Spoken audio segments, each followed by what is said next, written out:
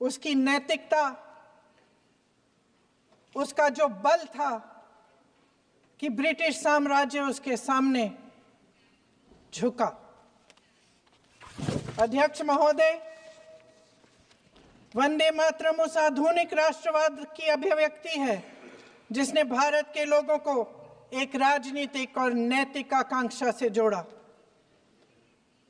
जिसने भारत के लोगों को एक साझा नियति के उत्तराधिकारी, एक साझा भविष्य के निर्माता के रूप में देखा। लेकिन आज की ये बहस मुझे कुछ अजीब सी लग रही है। जैसे मैंने कहा, ये गीत देश की आत्मा का हिस्सा बन चुका है। 150 सालों से देशवासियों के दिलों में ये गीत बस चुका है। 75 सालों से हमारा देश आजाद है, तो फिर आज इस बहस की क्या आवश्यकता है?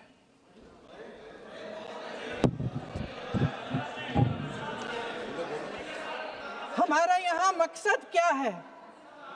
जनता से हमें दिया गया दायित्व, जनता का विश्वास, उनके प्रति हमारी जिम्मेदारी, हम किस तरह से इसका इस्तेमाल कर रहे हैं, हमें ये सोचना चाहिए। क्योंकि अब इस मोड़ पर हम इस सदन में अपने राष्ट्रगीत पर भी बहस करेंगे। आपने बहस मांगी है, आपने बहस मांगी है। आप तो इलेक्टोरल रिफॉर्म्स की बहस नहीं मांग रहे थे कि जब तक हम इस पर बहस नहीं करेंगे तब तक उस पर बहस नहीं होगी। इसकी वजह क्या है? इसकी वजह क्या है? हम आज यहाँ ये बहस क्यों कर रहे हैं? हमारा राष्ट्रगीत है, इस पर क्या बहस हो सकती है? हम ये बहस यहाँ आज 2 वजहों से कर रहे हैं। पहला कि बंगाल का चुनाव आ रहा है, हमारे प्रधानमंत्री अपनी भूमिका निभाना चाहते हैं उसमें। और दूसरी वजह ये है, ये मकसद है, पुरानी मकसद इनकी, अध्यक्ष महोदय, कि जिन्होंने स्वतंत्रता की लड़ाई लड़ी, जिन्होंने देश के लिए बड़ी बड़ी कुर्बानियां दी, उन पर सरकार नए आरोप लादने का मौका चाहती है। देश का ध्यान फिर से जनता के ज्वलंत मुद्दों से भटकाना चाहती है। यही एक मकसद है आपका। आपका मकसद है कि हम फिर से उसी अतीत में मंडराते रहें, उसी की तरफ हम देखते रहें जो हो चुका है, जो बीत चुका है। क्योंकि ये सरकार वर्तमान और भविष्य की ओर देखना ही नहीं चाहती, वे इस काबिल ही नहीं रही। सच्चाई ये है अध्यक्ष महोदय कि आज मोदी जी वह प्रधानमंत्री नहीं रहे जो एक समय में थे। सच ये है कि ये दिखने लगा है, उनका आत्मविश्वास घटने लगा है, उनकी नीतियां देश को कमजोर कर रही हैं। और मेरे सत्ता पक्ष के साथी चुप इसलिए हैं क्योंकि अंदर अंदर से वे भी इस बात से सहमत हैं। आज देश के लोग खुश नहीं हैं अध्यक्ष महोदय, परेशान हैं, तमाम समस्याओं से घिरे हुए हैं, तमाम समस्याओं से घिरे हुए हैं, और उन समस्याओं का हल आप निकाल नहीं रहे हैं।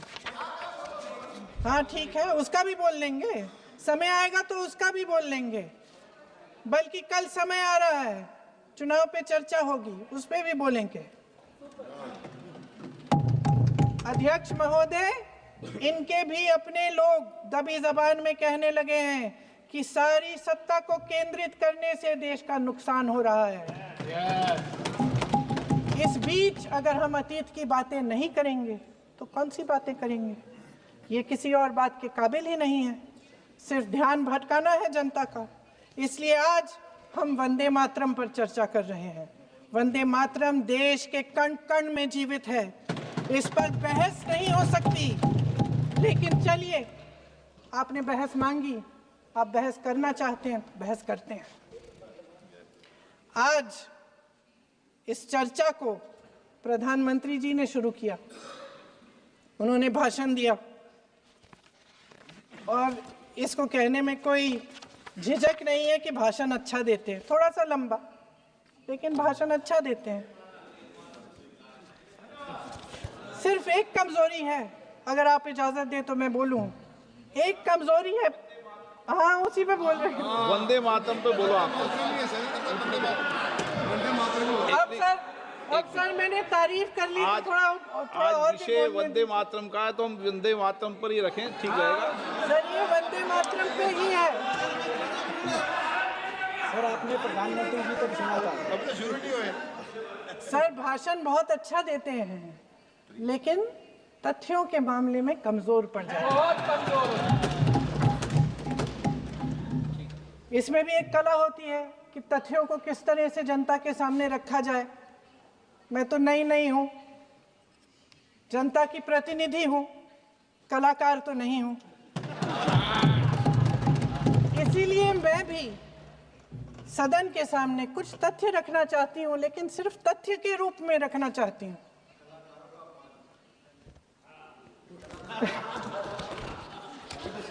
मैं उदाहरण दूं, उदाहरण दे देती हूँ। सर मांग रहे हैं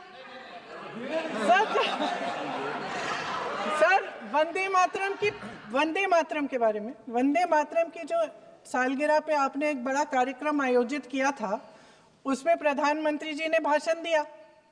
उसमें उन्होंने कहा कि 1896 में पहली बार गुरुदेव रविंद्रनाथ टैगोर ने ये गीत एक अधिवेशन में गाया। उन्होंने ये नहीं बताया कि कौन सा अधिवेशन था। महासभा, हिंदू महासभा का अधिवेशन था, आरएसएस का अधिवेशन था। किस बात से कतरा रहे थे कि ये कांग्रेस का अधिवेशन था।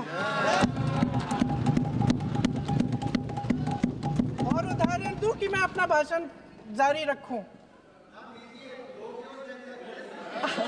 दे